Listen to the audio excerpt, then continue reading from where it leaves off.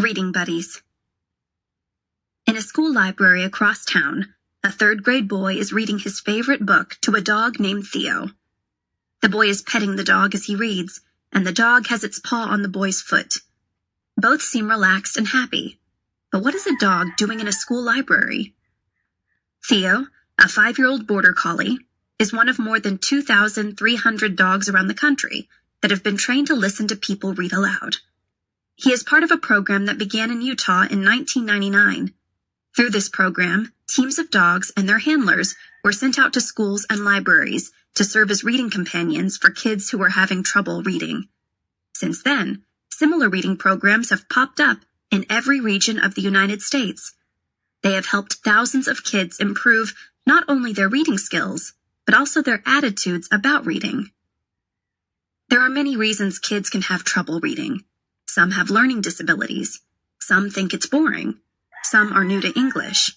Others just haven't found a book they like. Whatever the cause, struggling readers have one thing in common. They lack confidence. Learning to read is often less about reading skills than it is about confidence. To a struggling reader, an animal listener can produce less anxiety than a human listener. Dogs are the ideal reading companions. They aren't in a hurry, so you can read at your own pace.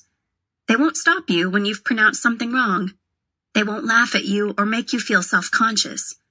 When you read to a dog, you are not as likely to feel judged. You get a chance to focus on the book you're reading rather than your performance. "I never finished a whole book before," said a 10-year-old girl who participated in the program. She had been reading at a first-grade level and hardly ever practiced because she was too shy to read aloud. But after a few weeks of reading to a dog companion, she finished the book. She was proud of herself for having overcome such a major hurdle. Reading is like any other skill. The more you practice, the better you get. But it's hard to find someone who has the time to sit down and listen. Readers can also feel nervous about making mistakes. "But if you're practicing with a dog," said one reading specialist, "you don't mind making the mistake. In fact, you'll probably correct it." More and more libraries and schools are using dogs to help kids improve their reading skills and confidence level. Sometimes when people read to dogs, it's the dogs that benefit.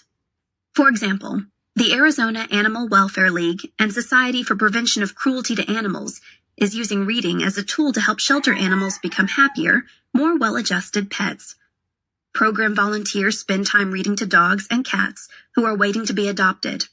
Reading calms the animals down and makes them more comfortable around people. Through the experience of reading, humans and animals are helping each other develop the skills they need to take on life's challenges, whatever those challenges happen to be.